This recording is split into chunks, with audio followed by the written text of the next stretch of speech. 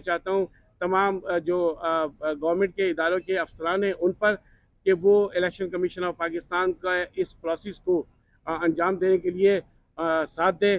और election commission of Pakistan committed है और इलेक्शन कमीशन ऑफ पाकिस्तान ने बिल्कुल डिटर्मिन है कि पाकिस्तान के आने वाले इंतखाबात पुरअमन, साफ व शफाफ का इनकाद होना चाहिए ताकि जो आवाम का जो ट्रस्ट का जो रेशो है, जो ट्रस्ट बिल्डिंग है, उसको इन्हांस कराया जा सके। बस यही बातें थी और कोई चीज़ अगर आप पूछना चाहें तो मैं उसे जवाब देने के तैयार। जी,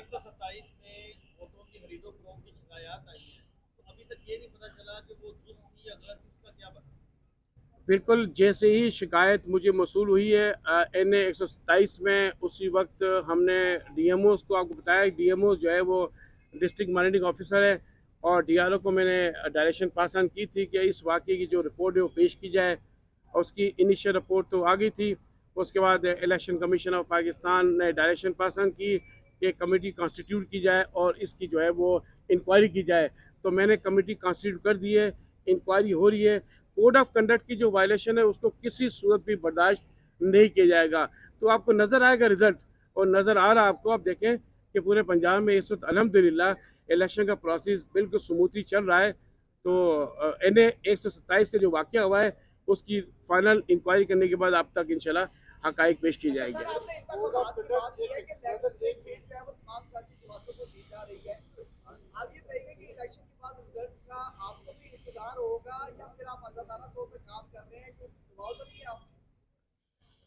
किसी किस्म को कोई भी दबाव नहीं है। बिल्कुल वाजे कर देना चाहता हूँ, इलेक्शन कमीशन ऑफ पाकिस्तान मुकम्मल तौर पे आज़ाद है अपने फैसले करने पर और प्रोसेस बिल्कुल सामने है। इलेक्शन का रिज़ल्ट आपको बिल्कुल वाजे कर दूँ कि प्रिजाइडिंग अफसर के पोलिंग स्टेशन पर जो रिज़ल्ट होगा, फॉर्म 45 तैयार होगा और वो कानून के तहत पाबंद है उस इलेक्शन रिज़ल्ट को वहाँ पे जो है पोलिंग स्टेशन पे चिस्पा करने के लिए, और साथ साथ जितने पोलिंग एजेंट हो गए उनको प्रोवाइड करेगा।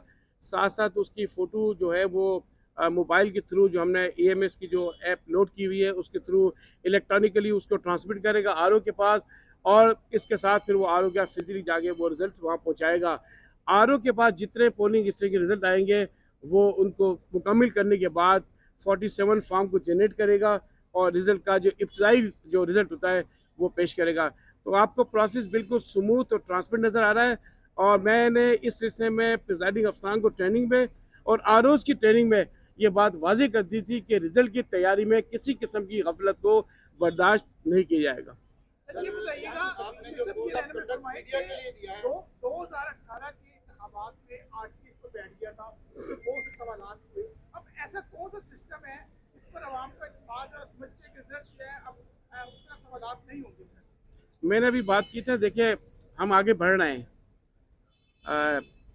बेहतर से बेहतर करने के लिए। ज़ाहिर बात है मुख्तलिफ स्टेप्स लिए जाते हैं और इलेक्शन कमीशन ने बेहतरी की तरफ कदम उठाया आगे।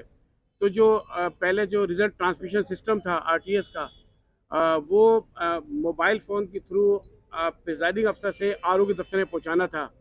तो अब हमने उस सिस्टम को इम्प्रूव किया है और इलेक्शन मैनेजमेंट सिस्टम के तहत हम उस रिज़ल्ट को प्रिजाइडिंग अफसर के दफ्तर से, यानी पोलिंग स्टेशन से, उसको RO के दफ्तर में ट्रांसमिट करेंगे। तो ये इम्प्रूव्ड वर्जन है और इंशाल्लाह ताला इसको जो है ना वो हम बेहतर अंदाज से परफॉर्म करवाएंगे और ये ऑनलाइन और ऑफलाइन दोनों सूरतों में काम करेगा। अगर कहीं कनेक्टिविटी का इशू होता है मिसाल के तौर पे, तो वहाँ पे फिर हमारा ऑफलाइन सिस्टम कार्य करेगा। लेकिन प्रिजाइडिंग अफसर को खास तौर पर ये बताया गया है कि कनेक्टिविटी का इशू हो तो वो इंतज़ार नहीं करेगा कि RO तक रिजल्ट पहुँचाना लाजिम है मोबाइल फ़ोन के थ्रू, वो फिजिकली उस रिजल्ट को लेके RO के दफ्तर में पहुँचेगा।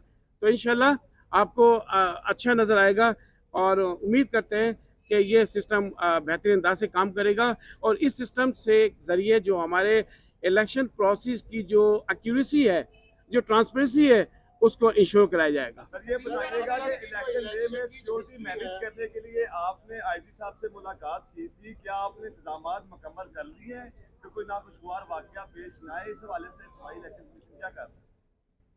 बिल्कुल, IG साहब से मैंने बात की थी, बताया आपको 2 मरतबा मुलाकातें हुई हैं, मैंने मीटिंग भी की है और ज़ाहिर बात है IG साहब के जो डिस्ट्रिक्ट में नुमाइंदे मौजूद हैं, जो DPO हज़रात हैं, उनने सिक्योरिटी का पूरा प्लान तरतीब दिया है हाईली सेंसिटिव पोलिंग स्टेशन पर नफरी ज़्यादा है और उसके हिसाब से भी सिक्योरिटी हमने सेंसिटिव पे रखी है, नॉर्मल पे रखी है।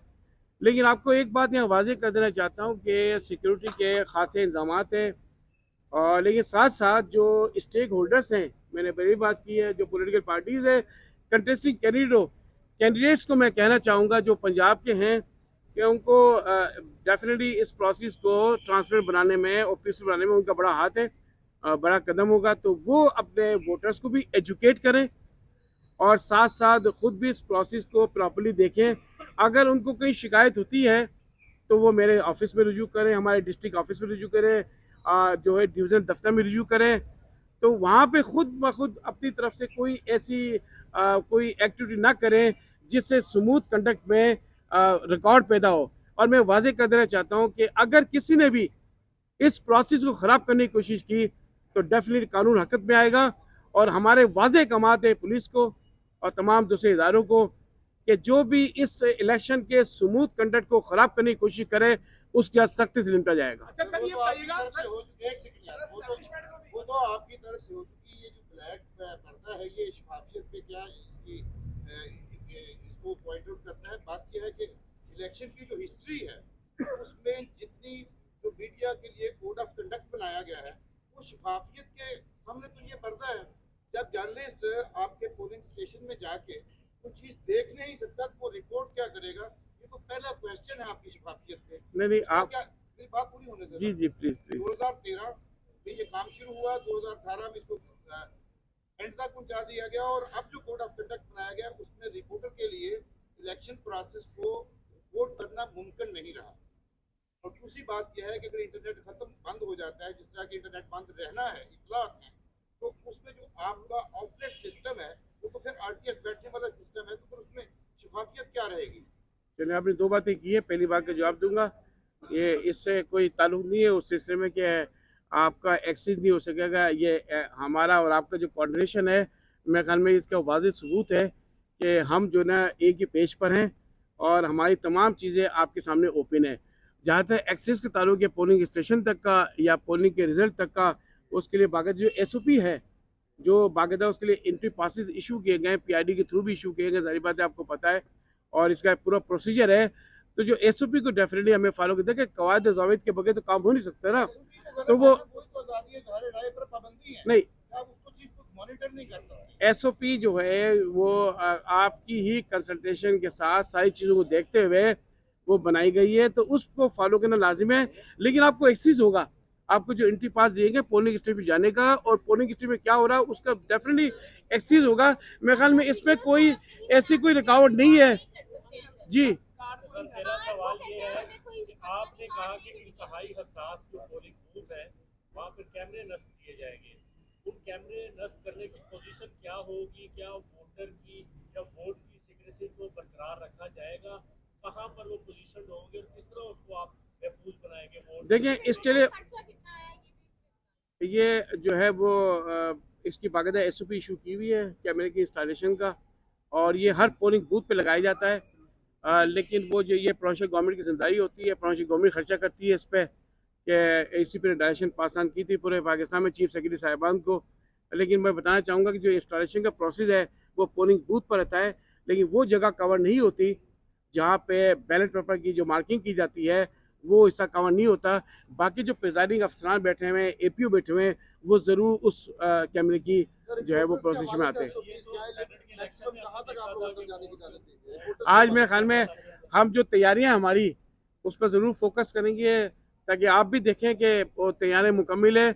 और नो डाउट ये आपको पोल महसूस होगा इंशाल्लाह कि पोलिंग स्टेशंस पर इस पोलिंग प्रोसीजर को बेहतर बनाने में, मॉनिटरिंग सिस्टम को, कोऑर्डिनेशन को हर लिहाज से और सिक्योरिटी पॉइंट ऑफ व्यू से भी, क्योंकि सिर्फ free fair transparent and the peaceful elections, तो वो मैंने बार बार बात की पीसफुल इलेक्शंस की, तो उसको इंश्योर करने के लिए इलेक्शन कमीशन ऑफ पाकिस्तान की जो अंडर आर्टिकल 2183 के तहत जिम्मेदारियां हैं, तो इलेक्शन कमीशन ऑफ पाकिस्तान ने उन जिम्मेदारियों को ऐसा तरीके से पूरा करने के लिए तमाम मुमकिन इकदाम किए हैं। अच्छा सर, ये बताइएगा कि इस इलेक्शन में सर इलेक्शन पोलिंग डे वाले दिन जो है हमें ये पहले भी एक्सपीरियंस हुआ कि फौजी वहाँ खड़े होते हैं या पुलिस वाले होते हैं, वो इवन आपके the card with the